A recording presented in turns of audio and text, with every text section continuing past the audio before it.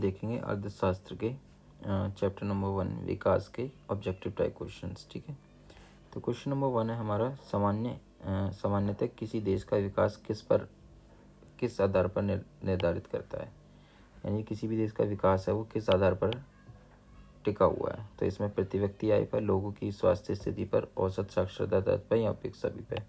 तो आएगा उपयुक्त सभी। निम्नलिखित पड़ोसी देशों में से मानव विकास के लिहाज से किस देश की स्थिति भारत से बेहतर है, यानी इनमें से कौन सा जो है भारत से अच्छी स्थिति में है। तो ये हो जाएगा हमारा श्रीलंका। ठीक है, मान लीजिए कि एक देश में 4 परिवार हैं। इन परिवारों की प्रति व्यक्ति आय 1 की 5,000 है। अगर 3 परिवारों की जो प्रति व्यक्ति आय है वो 4,000, 7,000, 3,000 है, तो चौथे परिवार की आय बतानी है कितनी होगी। तो ये हमारी हो जाएगी 6,000। ठीक है, एवरेज करके निकालेंगे। ठीक है, एवरेज 4 की तो कितनी हो जाएगी 20,000। ठीक है, तो ये 7 और 3 10 और 4 14,000 यहाँ से माइनस कर देंगे हमारे, तो हो जाएगी हमारी 6,000 आ जाएगी। ठीक है, यानी मल्टीप्लाई 4 करके 20,000 हो गई एवरेज करके। ठीक है, नेक्स्ट क्वेश्चन की तरफ चलते हैं। विकास में लोग क्या चाहते हैं? जो विकास होता है उसमें लोग क्या चाहते हैं? ज़्यादा आय, सुरक्षा या स्वतंत्रता। यहाँ उपयुक्त सभी। तो यहाँ पे उपयुक्त सभी। कुल राष्ट्रीय आय तथा देश के भागफल को प्रति व्यक्ति आय कहते हैं। कह रहे इनमें से कुल जो राष्ट्रीय आय होती है वो किसके भागफल को कहते हैं? कुल जनसंख्या। यानी देश की कुल आय होती है और उसको कुल जनसंख्या से भाग दिया जाता है, तो बात की जो है कुल प्रति व्यक्ति आय जो है आ जाती है। निम्नलिखित में से कौन सा सतत विकास का उद्देश्य है? सतत विकास, सस्टेन डेवलपमेंट का मेन एम पूछा है यहाँ पर। तो कौन सा हो जाएगा हमारा? उपयुक्त सभी। प्रति व्यक्ति आय में वृद्धि, प्रदूषण में कमी और प्राकृतिक संसाधनों का संरक्षण। विश्व बैंक विकास के लिए देशों का वर्गीकरण करने के लिए क्या मापदंड अपनाता है? यानी विश्व बैंक जो है देश का अगर वर्गीकरण करना है, यानी देश को अलग अलग मेजरमेंट करनी है, तो किस प्रति व्यक्ति आय, साक्षरता दर है, जीवन प्रत्याशा दर है, या फिर 3 स्तरों का नामांकन है। ठीक है, यहाँ पे प्रति व्यक्ति आय मेजरमेंट के आधार पर देश को डिवाइड किया जाता है। वर्ष 2018 में किस राज्य में शिशु मृत्यु दर सबसे कम है, यानी सबसे ज़्यादा बच्चों की जो मृत्यु है सबसे कम कहाँ पर हुई है? तो ये हमारा केरल। नेक्स्ट क्वेश्चन की तरफ चलते हैं। वर्ष 2017-18 के अनुसार निम्नलिखित में से किस राज्य में साक्षरता दर सबसे कम है? यानी ऐसी कौन सी जगह है ऑप्शंस में से जहाँ पे सबसे ज़्यादा लिटरेसी रेट जो है काफ़ी कम है, यानी साक्षरता दर, पढ़े लिखे लोग जो हैं कम है। कौन है? बिहार। मानव विकास रिपोर्ट 2020 के अनुसार निम्न में से किस देश का मानव सूचकांक सबसे ऊपर है? मानव विकास सूचकांक सबसे ऊपर रखा गया है। तो मानव विकास सूचकांक जो है सबसे ज़्यादा किसका है? श्रीलंका का। मानव विकास रिपोर्ट 2020 के अनुसार निम्न में से किस देश का मानव विकास सूचकांक सबसे कम है? सबसे ऊंचा पूछा था और सबसे कम पूछा है, तो सबसे कम किसका हो जाएगा ऑप्शन में से? ये हो जाएगा नेपाल का। वर्ष 2018 में भारत का मानव सूचकांक कितना था? यानी भारत का मानव सूचकांक पूछा है तो कितना था? 130। मानव निर्मित संसाधन निम्न में से नहीं है। इनमें से कौन सा नहीं है मानव? तो कौन सा हो जाएगा? खनिज। मानव विकास सूचकांक में निम्न में से किसकी गणना करते हैं, यानी जो मेजरमेंट है वो किसकी करी जाती है मानव विकास सूचकांक में? तो पहला ऑप्शन है जो हमारा, ये फर्स्ट ऑप्शन जो है हमारा प्रति व्यक्ति आय, जीवन प्रत्याशा दर है, साक्षरता दर है, उपयुक्त सभी। तो यहाँ पर किसकी मेजरमेंट करी जाती है? उपयुक्त सभी की। आज से कितने वर्षों के बाद ऊर्जा संसाधनों का संकट खड़ा हो जाएगा? कह रहे हैं कि कितने सालों बाद जो है एनर्जी को लेकर काफ़ी बड़ी दिक्कतें महसूस होने वाली हैं हमें। तो ये है 50 वर्ष। सन 2011 की जनगणना के अनुसार भारत में कुल साक्षरता प्रतिशत कितना रहा, यानी कितने लोग जो हैं पढ़े लिखे रहे हैं? तो ये हमारा ऑप्शन हो जाएगा यहाँ पे 62.5, 64.5, 74.5। ओके, तो आंसर हो जाएगा हमारा 74.04। सन 2011 की जनगणना के अनुसार पुरुष साक्षरता प्रतिशत कितना है? ये मोस्ट इंपॉर्टेंट क्वेश्चन है। 16, 17, 18। तो पुरुषों का पूछा है कितनी लिटरेसी रेट है, तो पुरुषों की लिटरेसी रेट है हमारी 82.14। महिलाओं की साक्षरता दर पूछी है, तो महिलाओं की साक्षरता दर कितनी है? 60.546। ये कुछ इंपॉर्टेंट क्वेश्चंस हैं जो कि आपने करने हैं। राष्ट्रीय आय से क्या अभिप्राय है? धारणीयता का क्या अर्थ है? नवीकरणीय संसाधन, भारत में पर्यावरण अवकरण के 2 कारण बताने हैं। ये कुछ टोटली जो आए हुए क्वेश्चन हैं, इनको पढ़ लेना है आपने। ये मोस्ट इंपॉर्टेंट क्वेश्चन है, आपको फुल फॉर्म्स जो है पूछी जा सकती हैं। ठीक है, STI में ह्यूमन डेवलपमेंट इंडेक्स होता है, BMI body mass index, UNDP united nation development programme, HPI human poverty index, IMFR infant mortality rate, शिशु मृत्यु दर, पर कैपिटल प्रति व्यक्ति आय। तो ये पूछा जाता है कई बार, 1 मार्क्स में आपसे पूछ सकता है, तो मोस्ट इंपॉर्टेंट है। ठीक है, नेक्स्ट की तरफ चलते हैं, चैप्टर नंबर 2 की तरफ, भारतीय अर्थव्यवस्था के क्षेत्रक। इसके ऑब्जेक्टिव टाइप क्वेश्चन देखते हैं। पहला क्वेश्चन है, सार्वजनिक और निजी क्षेत्रक के आधार पर विभाजित है, यानी सार्वजनिक और निजी क्षेत्र के आधार पर किसको विभाजित किया गया है, तो ये कौन सा हो जाएगा, उद्योगों के स्वामित्व के आधार पर। एक वस्तु का अधिकांशतः प्राकृतिक प्रक्रिया से उत्पादन हो रहा है, यानी जितनी भी चीज़ें उसमें प्रोड्यूस हो रही हैं वो कहाँ से आ रही हैं, नेचुरल से आ रही हैं या प्रकृति से मिल रही हैं हमें, तो इनमें से कौन सा होगा, प्राथमिक कृषि आ जाती है, जिसमें कृषि किसी वर्ष में उत्पादित डैश के कुल मूल्य को सघ वो बोलते हैं। ठीक है, तो इसमें पूछा है कि कुल मूल्य क्या होता है हमारा, बी, सभी अंतिम वस्तुएं और सेवाएं। किस पदों में 2013 और 2014 में तृतीय क्षेत्र की हिस्सेदारी सबसे ज़्यादा है, तो कौन से तृतीय क्षेत्र के अंदर कितनी आ जाती है भागीदारी, ये है 60-70%, यानी सबसे ज़्यादा जो है सेवा में तृतीय क्षेत्र का सबसे बड़ा योगदान है। भारतीय अर्थव्यवस्था में निम्नलिखित में से कौन सा क्षेत्रक पाया जाता है, कौन सा क्षेत्रक पाया जाता है, तो भारत की अर्थव्यवस्था कौन से क्षेत्र में पाई जाती है, तो ये है प्राथमिक, द्वितीयक और तृतीयक, तीनों में ही पाई जाती है। निम्नलिखित में से कौन सा क्षेत्र प्राकृतिक वस्तुओं के उत्पादन से संबंधित है, मोस्ट इंपोर्टेंट क्वेश्चन है, प्राकृतिक वस्तुओं से, तो प्राकृतिक वस्तुओं का जो उत्पादन होता है वो किस में किया जाता है, हमारा प्रथम में। कौन सी वस्तुओं के विनिर्माण से संबंधित है, विनिर्माण जहाँ पे मैन्युफैक्चरिंग होती है, तो मैन्युफैक्चरिंग कौन सी में होती है, द्वितीय में। कौन सा क्षेत्र सेवाएं प्रदान करता है, सेवाएं कौन सा है, तृतीय क्षेत्र। यहाँ से क्वेश्चन आना ही है, फर्स्ट, सेकंड एंड तृतीय, तीनों के बारे में डिटेल पढ़ लेनी है, कौन कौन से क्षेत्र आते हैं वो भी देख लेने हैं आपने, लॉन्ग क्वेश्चन में भी आ सकता है। कपास द्वारा कपड़े का उत्पादन करना निम्नलिखित में से किस क्षेत्र के अंदर आता है, यानी कपास के द्वारा जो कपड़े का उत्पादन होता है वो कौन से क्षेत्र का उदाहरण है, ये हमारा द्वितीय क्षेत्र का उदाहरण, इंडस्ट्री में इस्तेमाल होता है। बीमा, बैंकिंग और संचार सेवाओं को प्रदान करने वाला ही कह रहा है, ये कौन से क्षेत्र से संबंधित है, बीमा हो गया, बैंकिंग हो गया, तो ये हमारा है तृतीय का। ठीक है, अल्प बेरोजगारी तब होती है जब लोग क्या करते हैं, अल्प बेरोजगारी के बारे में क्वेश्चन पूछा गया, इंपॉर्टेंट है, जो अपनी क्षमता से कम काम कर रहे हैं, यानी जिनकी कैपेसिटी और ज़्यादा है लेकिन वो उस क्षमता से जो है काम नहीं कर पा रहे हैं। प्राथमिक क्षेत्र के उत्पाद का उदाहरण, प्राथमिक क्षेत्र के उत्पाद का उदाहरण पूछा है, तो ये हमारा हो जाएगा ऑप्शन नंबर डी, कृषि भी आता है, मत्स्य पालन, वानिकी भी। कौन सा द्वितीय क्षेत्र का उदाहरण नहीं है, यानी सेकेंडरी में कौन सा नहीं आता है, दर्जी है, बढ़ई है, कुम्हार है, बेकरी वाला है, तो इनमें से कौन सा नहीं होगा, कुम्हार। ठीक है, 1973 में सबसे बड़ा उत्पादक क्षेत्र कौन सा था, यानी सबसे ज़्यादा जो प्रोडक्शन हो रही थी या सबसे ज़्यादा उत्पादन हो रहा था वो कौन से क्षेत्र में हो रहा था, 1973 में पूछा है, तो सबसे ज़्यादा कौन सा था, 1973 में प्राथमिक, जो कि कृषि के अंदर आता है। निम्नलिखित में से कौन सा उत्पादन की अंतिम क्रिया है, यानी उत्पादन करना है तो हमें कौन सी सबसे अंतिम क्रिया मानी जाती है, रोटी। ठीक है, ग्रामीण रोजगार गारंटी अधिनियम, मोस्ट इंपोर्टेंट क्वेश्चन है, पूछा जाएगा एग्जाम में। ग्रामीण रोजगार गारंटी अधिनियम जो है कब बनाया गया था, 2005 में। किसी देश की राष्ट्रीय आय में सबसे बड़ा योगदान किसका होता है, किसी देश की राष्ट्रीय आय में सबसे बड़ा योगदान है कृषि, निर्माण, उद्योग और यातायात का, यानी उपयुक्त सभी का योगदान है। निम्नलिखित में से कौन सा निजी क्षेत्र से संबंधित नहीं है, इनमें से कौन सा जो है प्राइवेट इंडस्ट्री में नहीं आता है, तो प्राइवेट इंडस्ट्री में कौन सा नहीं आता, इंडियन ऑयल कॉर्पोरेशन। ठीक है, ईंटों से भवनों का निर्माण निम्नलिखित में से किस क्रिया क्षेत्र की गतिविधि है, किस क्षेत्र में आता है, ईंट का इस्तेमाल करके हम भवन बना रहे हैं, बिल्डिंग्स बना रहे हैं, तो कौन से क्षेत्र में आ जाएगा, द्वितीय क्षेत्र में। ठीक है, राष्ट्रीय आय की संरचना से क्या तात्पर्य है, राष्ट्रीय आय की संरचना से क्या तात्पर्य है, ये हो जाएगा ऑप्शन नंबर हमारा सी, राष्ट्रीय आय में विभिन्न क्षेत्रों का योगदान। किन वस्तुओं को सेवाओं का मूल्य का योग है, किन वस्तुओं और सेवाओं के मूल्यों का योग क्या कहलाता है, तो ये हमारा हो जाएगा ऑप्शन नंबर सी, अंतिम। निम्नलिखित में से कौन सा अन्य तीन से भिन्न है, यानी इनमें से बताना है कौन सा जो है सबसे अलग है, तो हमारा कौन सा हो जाएगा, कृषक, मधुमक्खी पालन और माली, और ये जो है सबसे अलग हो जाएगा पुजारी। पिछले 30 वर्षों में किस क्षेत्र में सबसे अधिक विकास हुआ है, यानी इन सब तीनों क्षेत्रों में सबसे ज़्यादा डेवलपमेंट है, ये कौन से क्षेत्र में हुई है, तो तृतीयक में। इसमें से टोटली जो है फर्स्ट, सेकंड और थर्ड के बारे में ही पूछ रहा है, तो हमें इसका डिटेल जो है करके जाना पड़ेगा। ठीक है, संगठित क्षेत्र की विशेषता बताई गई है, संगठित क्षेत्र में विशेषता क्या होती है, नियमित रोजगार मिलता है, नियुक्ति पत्र भी होता है, संवेदन अवकाश होता है, उपयुक्त सभी। भारत में सर्वाधिक योगदान निम्न में से किस क्षेत्र का है, ठीक है, सर्वाधिक योगदान कौन सा है, तृतीय क्षेत्र का है। निम्न में से कौन सा तृतीय क्षेत्र की क्रिया है, यानी तृतीय क्षेत्र के अंदर कौन सा आ जाता है इनमें से, तो तृतीय क्षेत्र के अंदर आ जाएगा बैंक सेवा। ठीक है, कुछ इंपॉर्टेंट क्वेश्चन है। प्राथमिक क्षेत्र के उत्पादक, ये पूछा जा सकता है, ये भी पूछा जा सकता है। तृतीयक, ये तीनों ही मोस्ट इंपॉर्टेंट क्वेश्चन हैं, ठीक है। अदृश्य बेरोजगारी क्या होती है, ये भी पूछ सकते हैं। ये मोस्ट इंपॉर्टेंट क्वेश्चन हैं जो कि मैंने यहाँ पे कलेक्ट किए हैं, ठीक है। इनको एक बार पढ़ लेना है। सकल घरेलू उत्पाद बोलते हैं, जीडीपी बोलते हैं इसको, ठीक है।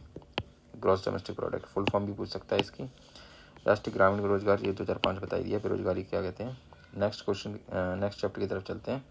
चैप्टर नंबर 3, मुद्रा और साख।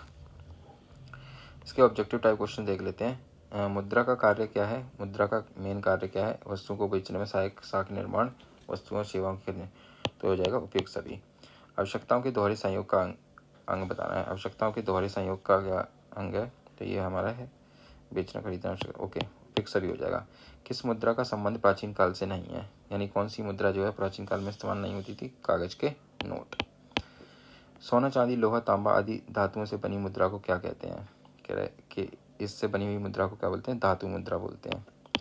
किस चीज को बैंक निक्षेप कहते हैं, कि कह रहे हैं इनमें से कौन सा है, बैंक में जमा मुद्रा, घर पर रखी मुद्रा और बैंक कर्मचारी, उपयुक्त सभी में से कौन सा जो होगा बैंक निक्षेप कराता है, तो बैंक में जमा मुद्रा। तो ऑप्शन नंबर हो जाएगा हमारा ए। भारत में करेंसी कौन जारी करता है, यानी भारत में जो करेंसी है, यानी जो नोट छापना है, ये कौन तय करता है, रिजर्व बैंक ऑफ इंडिया, ठीक है। यानी हो जाएगा हमारा reserve bank of India, okay. Bharat में करेंसी में शामिल है, भारत की करेंसी में कौन सा शामिल है, तो भारत की करेंसी में शामिल है हमारा ग्रामीण बैंक, व्यापारिक बैंक, भारतीय स्टेट बैंक, ओके। भारत की करेंसी में कागज के नोट हैं, सोने के सिक्के हैं, धातु के सिक्के हैं, तो कौन सा हो जाएगा, ये हो जाएगा हमारा ए और बी, धातु के सिक्के और ये।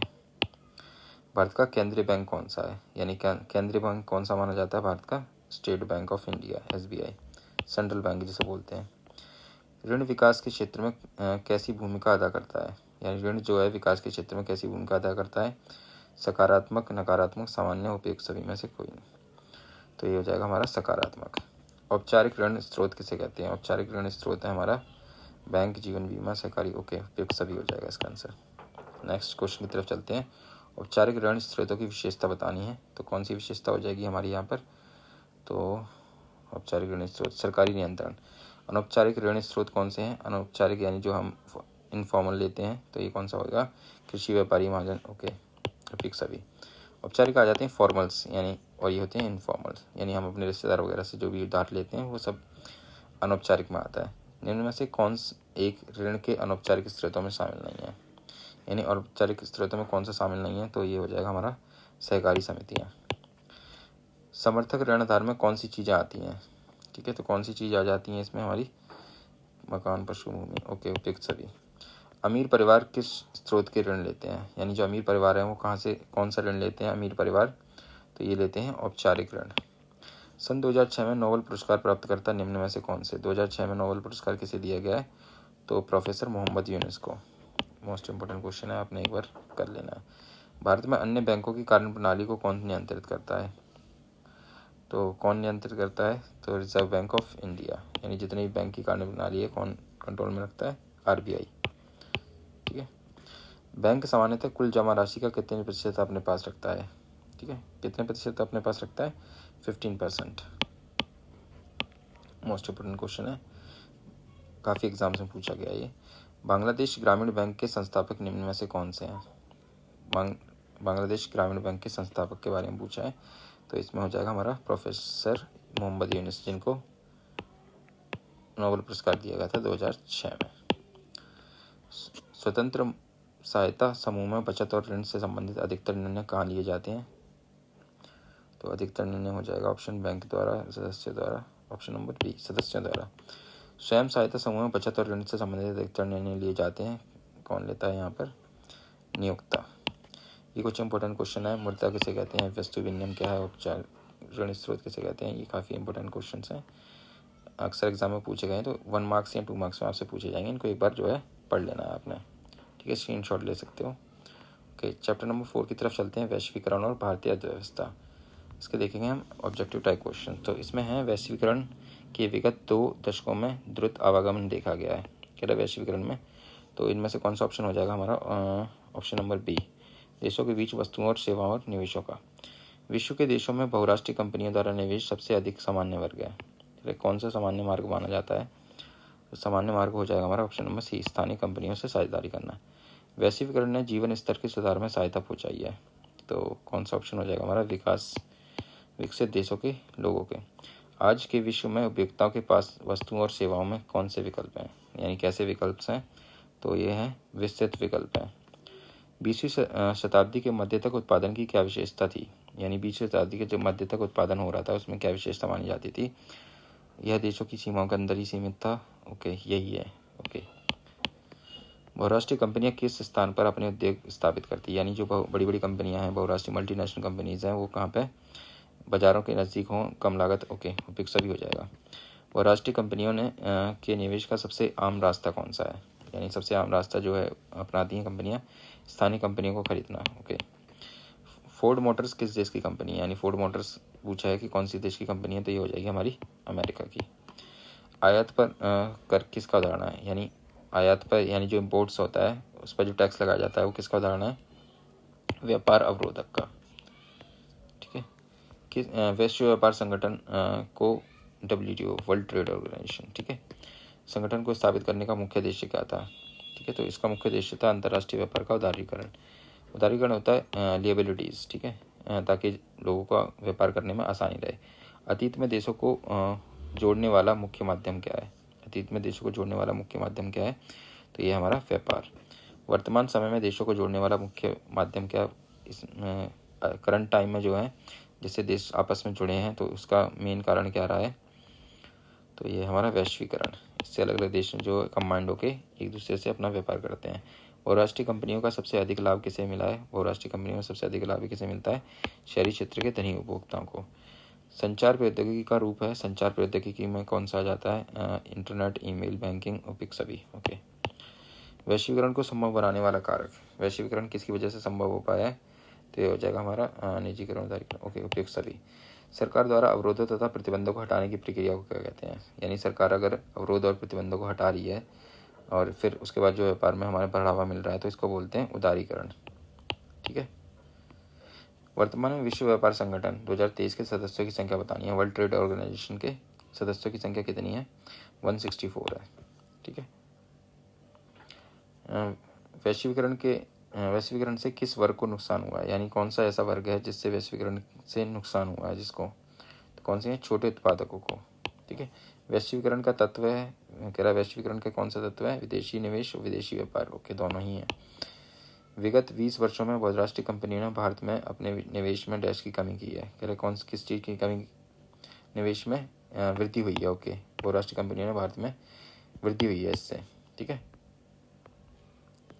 ये कुछ अति लघु उत्तरात्मक प्रश्न हैं जो कि काफ़ी इंपॉर्टेंट है। फर्स्ट सेकंड ये पूछे गए हैं एग्जाम में, मोस्ट इंपॉर्टेंट क्वेश्चन है वो एक साथ हैं। बाद में चीन के खिलौने की लोकप्रियता क्यों है? वर्ल्ड ट्रेड ऑर्गेनाइजेशन क्या है? फुल फॉर्म भी पूछ लेता है, ये फुल फॉर्म पूछी गई है यहाँ पे। World trade organisation. वैश्वीकरण क्या है? नेक्स्ट चैप्टर की तरफ चलते हैं। चैप्टर नंबर 5 है उपभोक्ता अधिकार। ठीक है, तो इसके हम देखेंगे ऑब्जेक्टिव टाइप क्वेश्चंस। तो क्वेश्चन नंबर फर्स्ट है, बाजार में हमारी भागीदारी किस रूप में होती है? यानी जो हमारी भागीदारी है, उत्पादक के रूप में, निगरानी रखने वाले एजेंसी के रूप में, उपभोक्ता। ओके, उपरोक्त सभी। बाजार में शोषण का रूप है, बाजार में शोषण का रूप कौन सा हो जाएगा?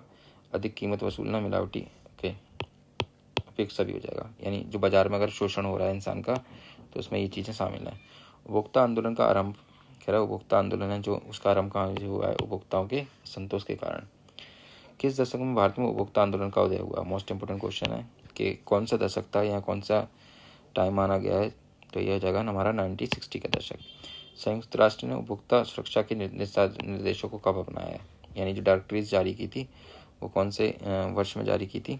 तो हमारा है 1985 में। भारत ने उपभोक्ता संरक्षण अधिनियम, ठीक है, कंज्यूमर कंजर्वेशन कोड एक्ट है, ठीक है, तो ये कब अपनाया गया था? तो ये हमारा ऑप्शन नंबर उपभोक्ता के 1986 में। कोपरा के बारे में, इसकी फुल फॉर्म भी पूछी जाती है, कोपरा की फुल फॉर्म क्या है? तो यह है उपभोक्ता संरक्षण अधिनियम। ठीक है, निम्नलिखित में से कौन सी चीज़ उपभोक्ता संरक्षण अधिनियम के अंतर्गत आती हैं? कह रहा है इनमें से कौन सी चीज़ें हैं जो उपभोक्ता संरक्षण अधिनियम के अंदर आएंगी? विवाह पंडाल है, चिकित्सक है, खाद्य तेल है, उपयुक्त सभी। उपभोक्ता को निम्न में से कौन सा अधिकार प्राप्त है? कह रहा है सुरक्षा का, चुनने का, जानकारी का। तो इसमें हो जाएगा हमारा उपयुक्त सभी अधिकार प्राप्त है। जन सूचना अधिकार, राइट टू इंफॉर्मेशन, ठीक है, आरटीआई के बारे में, ये एक्ट कब पास किया गया था? इंपॉर्टेंट क्वेश्चन है, कब पास किया गया था? तो 2005, 2007, 2006, 2000, ओके 2005 में पास किया गया था राइट टू इंफॉर्मेशन। भारत में निम्नलिखित में से कौन सा उपभोक्ता न्यायालय कार्य करता है? यानी भारत में कौन सा उपभोक्ता न्यायालय कार्य करता है? तो राष्ट्रीय उपभोक्ता न्यायालय, जिला उपभोक्ता फोरम, ओके उपयुक्त सभी है। सामान खरीदते समय उपभोक्ता का मुख्य कर्तव्य क्या है? ठीक है, तो सामान की रसीद लेना सबसे मेन इंपॉर्टेंट है।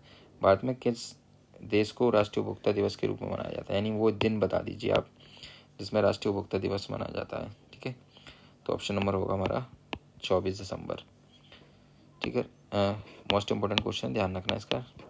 खाद्य सामग्री के मानक निर्धारण करने वाली संस्था बतानी है, तो कौन सी संस्था है जो कि फूड प्रोडक्ट्स को जिनका स्टैंडर्ड मेंटेन करती है? तो ये हमारा एगमार्क। ठीक है, जिला उपभोक्ता अदालत किस राशि तक की शिकायतें सुनती है? यानी जिला जो उपभोक्ता अदालतें हैं वो कहाँ तक, कितने रुपए तक का, 1 करोड़ रुपए तक की जो है शिकायतें होती हैं वो सुनती हैं। राज्य उपभोक्ता अधिनियम किस राशि तक की शिकायतों का निपटारा करता है? राज्य उपभोक्ता, एक जिला है एक राज्य है, राज्य के अंदर कौन कौन सी आ जाती हैं? तो 1 से 10 करोड़ रुपए तक, और जिले वाली आ जाएंगे 1 करोड़ रुपए तक के। राष्ट्रीय उपभोक्ता अदालत, राष्ट्रीय उपभोक्ता अदालत किन शिकायतों का निपटारा करती है? तो सी 10 करोड़ से अधिक है। तो ये तीनों ही इंपॉर्टेंट हैं। ठीक है, कि कौन कौन से कब कब इनका इस्तेमाल किया जाता है। कुछ इंपॉर्टेंट क्वेश्चन है। राष्ट्र अपनी उपभोक्ता किसे कहते थे? तो उपभोक्ता सुरक्षा कानून 1986 में। ठीक है, ये इंपॉर्टेंट क्वेश्चन है। तो कुछ ये भी हैं यहाँ पर। ISO की फुल फॉर्म भी पूछते हैं, इंटरनेशनल स्टैंडर्ड ऑर्गेनाइजेशन। ठीक है, कोपरा की फुल फॉर्म पूछी जाती है, कंज्यूमर प्रोटेक्शन एक्ट। ठीक है, मोस्ट इंपॉर्टेंट क्वेश्चन है, आपको इसको पढ़ के जाना है। तो ये थे आपके क्वेश्चंस। ठीक है, ओके, थैंक यू।